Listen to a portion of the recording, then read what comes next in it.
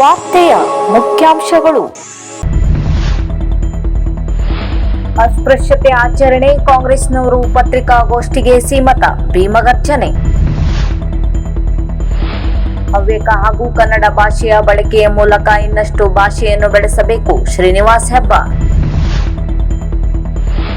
ಪುರಾಣ ಪ್ರಸಿದ್ಧ ರಾಮಲಿಂಗೇಶ್ವರ ದೇವಸ್ಥಾನಕ್ಕೆ ಎನ್ಸಿಸಿ ವಿದ್ಯಾರ್ಥಿಗಳ ಭೇಟಿ.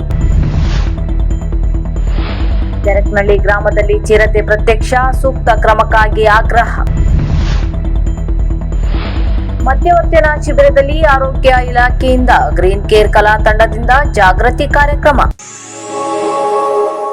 ಶಿರ್ಸಿಯಲ್ಲಿ ಬಿಜೆಪಿ ಪಕ್ಷದ ಕೆಲ ಮುಖಂಡರು ನಡೆಸಿದ ಅಸ್ಪೃಶ್ಯತೆಯ ಆಚರಣೆಯ ವಿರುದ್ಧ ಈಗಾಗಲೇ ಸಂಘಟನೆಯವರು ಈ ವಿಷಯವನ್ನು ಜಿಲ್ಲಾ ಪೊಲೀಸ್ ವರಿಷ್ಠಾಧಿಕಾರಿಗಳ ಗಮನಕ್ಕೆ ಮತ್ತು ಜಿಲ್ಲಾಧಿಕಾರಿಗಳು ಕಾರವಾರ ಇವರ ಗಮನಕ್ಕೆ ತಂದಿದ್ದು ಆದಷ್ಟು ಬೇಗನೆ ಕ್ರಮ ಕೈಗೊಳ್ಳುವುದಾಗಿ ಭರವಸೆಯನ್ನು ನೀಡಿದ್ದಾರೆ. ಇಲ್ಲವಾದಲ್ಲಿ ಸಂಘಟನೆಯ ವತಿಯಿಂದ ಹೋರಾಟ ನಡೆಸಲಾಗುವುದು ಎಂದು ಭೀಮಗರ್ಜನೆ ಸಂಘಟನೆ ಹೇಳಿದೆ. ಅಸ್ಪೃಶ್ಯತೆ ಆಚರಣೆ ಮಾಡಿದವರು ಪಕ್ಷದ ಹಿರಿಯ ಮುಖಂಡರ ಗಮನಕ್ಕೂ ತರದೆ ಇಂತಹ ಹೀನ ಕೃತ್ಯವನ್ನು ಎಸಗಿದ್ದಾರೆ. ಆಚರಣೆ ಮಾಡಿದವರು ಸಂಸದರಾದ ವಿಶ್ವೇಶ್ವರ ಹೆಗಡೆ ಕಾಗೇರಿ ಮತ್ತು ಕೆರೆ ಹೆಬ್ಬಾರ್ ಖ್ಯಾತಿಯ ಶ್ರೀನಿವಾಸ್ ಹೆಬ್ಬಾರ್ ಅಂತವರನ್ನು ನೋಡಿ ಪಾಠವನ್ನು ಕಲಿಯಬೇಕು. ರಾಜಕೀಯವನ್ನು ರಾಜಕೀಯವಾಗಿಯೇ ಮಾಡಬೇಕು ಹೊರತು ಹೀನವಾಗಿ ನಡೆದುಕೊಳ್ಳಬಾರದು. ಅಲ್ಲದೆ ಅಸ್ಪೃಶ್ಯತೆ ಆಚರಣೆಗೆ ಒಳಗಾದ ಕಾಂಗ್ರೆಸ್ ಪಕ್ಷದವರು ಕೇವಲ ಪತ್ರಿಕಾಗೋಷ್ಠಿಗೆ ಮಾತ್ರ ಸೀಮಿತವಾಗಿದ್ದಾರೆ. ಯಾರೂ ಕೂಡ ಇದರ ಬಗ್ಗೆ ಲಿಖಿತವಾಗಿ ದೂರನ್ನು ನೀಡಿಲ್ಲ. ಆಚರಣೆ ಮಾಡಿದವರ ಪರವಾಗಿ ಪರೋಕ್ಷವಾಗಿ ಕಾಂಗ್ರೆಸ್ ಪಕ್ಷದವರು ಕೂಡ ಅವರ ಜೊತೆಗೆ ಕೈ ಜೋಡಿಸಿದ್ದಾರೆ ಎನ್ನುವುದು ಈಗ ನಮಗೆ ಸಂಶಯ ಮೂಡುತ್ತಿದೆ ಎಂದು ಜಿಲ್ಲಾಧ್ಯಕ್ಷ ಅರ್ಜುನ್ ಮಿಂಟಿ ನುಡಿದರು. ನಗರದ ನೆಮ್ಮದಿ ರಂಗಮಂದಿರದಲ್ಲಿ ಕರೆದ ಸುದ್ದಿಗೋಷ್ಠಿಯಲ್ಲಿ ಅವರು ಮಾತನಾಡಿದರು. ನಿನ್ನೆ ಈ ಸಂದರ್ಭದಲ್ಲಿ ಜಿಲ್ಲಾ ಉಪಾಧ್ಯಕ್ಷ ಅಮಿತ್ ಜೋಗ್ಲೇಕರ್, ತಾಲೂಕು ಉಪಾಧ್ಯಕ್ಷ ರಾಜೇಶ್ ಕೆ, ಗುರುರಾಜ್ ಮಿಂಟಿ, ಪ್ರಶಾಂತ್ ದಾವಣಗೆರೆ, ಸಂಘಟನಾ ಕಾರ್ಯದರ್ಶಿ ಹರ್ಷ,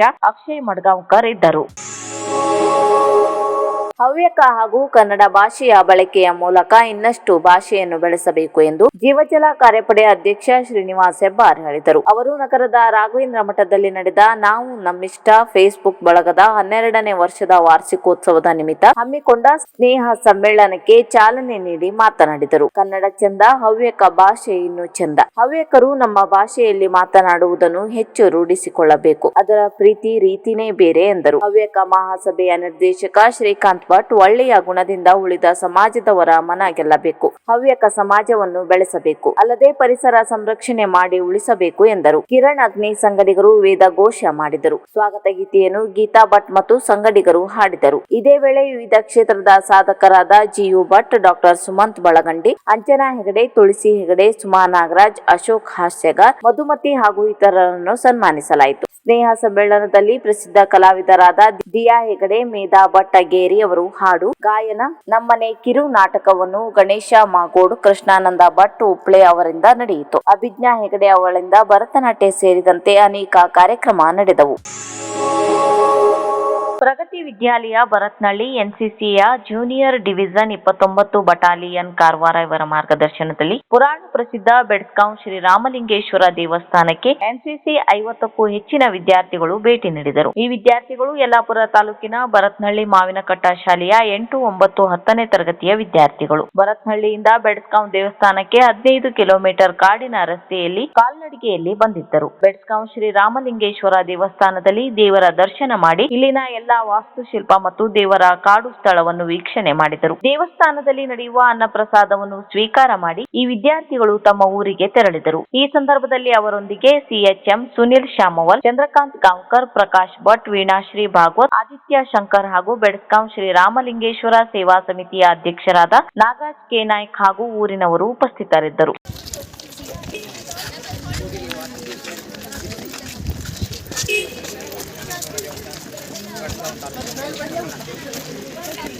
ಬನ್ನಿ.